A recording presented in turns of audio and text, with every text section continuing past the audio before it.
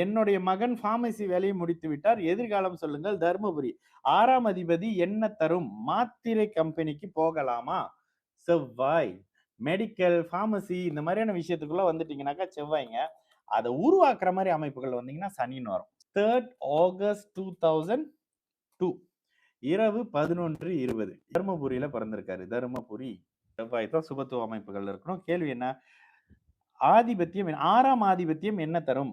மாத்திரை கம்பெனிக்கு போகலாமா? ரிஷபராசி ரோஹிணி நட்சத்திரம். ரிஷபராசி ரோஹிணி நட்சத்திரமாகி உச்ச குருவோட செவ்வாய் தான் 10ஆம் இடத்தோட தொடர்புல இருக்காரு. இப்படித்தானுங்க இருக்கும் ஜாதகம்.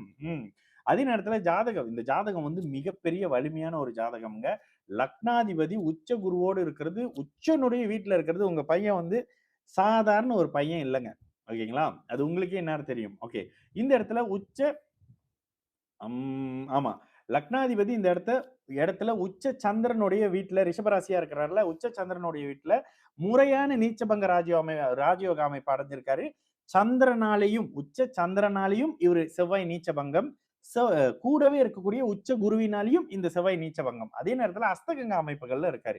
அஸ்தகங்க அமைப்புகளுக்கு இந்த இடத்துல விதிவிலக்கு நிறைய இருக்குங்க. லக்னாதிபதியாக இருந்து அவரே நீச்சபங்கம் அடைந்து முறையாக 10ஆம் இடத்தோட தொடர்புல இருக்கிறது சூப்பர் அப்படின்னு சொல்லிடலாம். அதே நேரத்துல சனி 3ஆம் இடத்துல இருக்கிறதும் அற்புதம் அப்படின்னு சொல்லலாம். விருச்சிக லக்னக்காரங்களுக்கு சந்திரகேந்திரத்துல புதன் அதிநட்பு ஸ்தானத்துல இருக்கிறது. சாரி. மேஷ லக்னக்காரங்களுக்கு இந்த மாதிரி புதன் அதிநட்பு ஸ்தானத்துல இருக்கிறது, குறிப்பாக அவருடைய 6ஆம் வீட்டுக்கு 12ஆம் இடத்துல மறைஞ்சிருக்கிறது நல்லது. இப்ப நீங்க கேட்டது 6ஆம் அதிபதியோட அமைப்பு தான். சரி, இந்த இடத்துல எங்கெங்க 6ஆம் அதிபதி தசை வருது? ராகு தசை நடக்குது. 6ஆம் அதிபதி புத்தி நடந்துகிட்டு இருக்கு. அடுத்து ராகு தசையில கேது புத்தி. சரி, இந்த இடத்துல ஜாதகம் 8-12 சுபத்துவ அமைப்புகள் இருக்கு. ஏங்க அதெல்லாம் மறந்துடுறீங்க? ராகு திசை என்ன பண்ணும்? பிறந்த இடத்த விட்டு நகர்த்தி வெளியில கொண்டு போகும். 8-12 சுப அமைப்புனாலே பாருங்க, பிறந்த இடத்த விட்டு நகர்த்துவாங்க. ராகு தசையும் இடமாற்றம் செய்யக்கூடிய அமைப்பு தான். அப்போ இவரு இங்க எங்க தர்மபுரி. தர்மபுரி அமைப்புகள்ல இருந்து வெளியில போற தன்மை இருக்குங்க.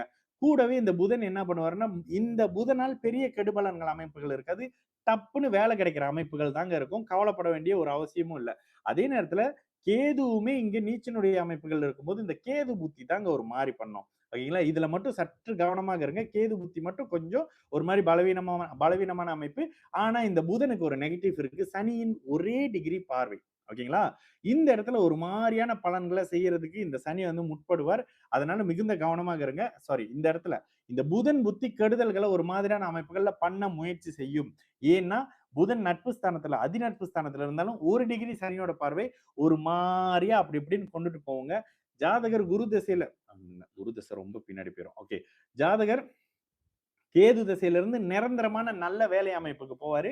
அதுல இருந்து திரும்பி அப்பப்போ ஊருக்கு வந்தாரு, பொங்கலுக்கு வந்தாரு, தீபாவளிக்கு வந்தாரு. அது கூட அடுத்து தொடர்ச்சியா வர முடியுமான்னு அந்த மாதிரி விஷயம் இல்லாம நிரந்தரமா வெளியிலே செட்டில் ஆகக்கூடிய அமைப்புங்க. இந்த ஜாதகர் நல்லா இருப்பாரு. மருத்துவம் சார்ந்த துறைகள்ல நல்லா சம்பாதிக்க முடியும். இப்போதைக்கு எங்க கிடைக்குதோ அங்க அனுப்புங்க.